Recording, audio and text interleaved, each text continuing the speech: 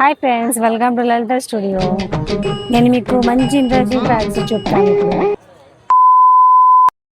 ఇప్పుడు నేను మీకు వేలాంగిణిలో జరిగి ఏదో తేడాగా ఉందేంటి.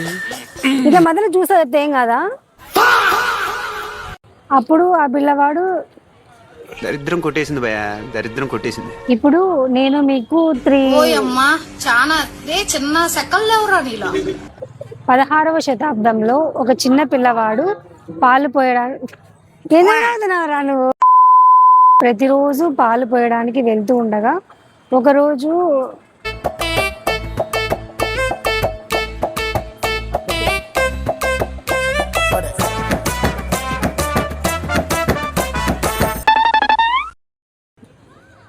వేలాంగిలో జరిగిన ఆవేశపడదు, ఏం చేయాలో ఆలోచించు. మళ్ళీ ఫస్ట్ నుంచి ఏం చెప్పావురా. ఇప్పుడు నేను మీకు వేలాంగిలో జరిగిన 3 అద్భుతాల గురించి మీకు చెప్తాను.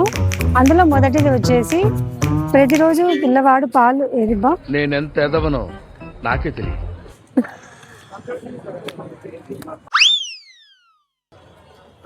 ఇప్పుడు నేను మీకు వేలాంగిలో జరిగిన 3 అద్భుతాల గురించి మీకు చెప్తాను. అందులో మొదటిది వచ్చేసి ఒకరోజు ఒక పిల్లవాడు వెళ్తూ ఉండగా అప్పుడు నువ్వేం చెప్పావు నీకైనా అర్థమైందా? మళ్ళీ వేస్తాడు. ఇప్పుడు నేను మీకు వేలాంగిలో జరిగిన 3 అద్భుతాల గురించి మీకు చెప్తాను.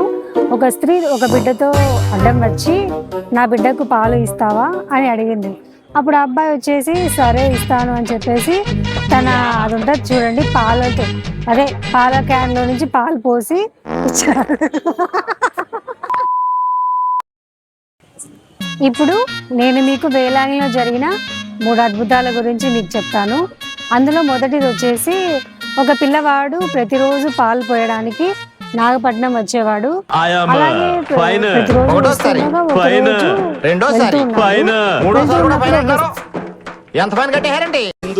కుందరదన మందగమన మధుర వచన వావ్.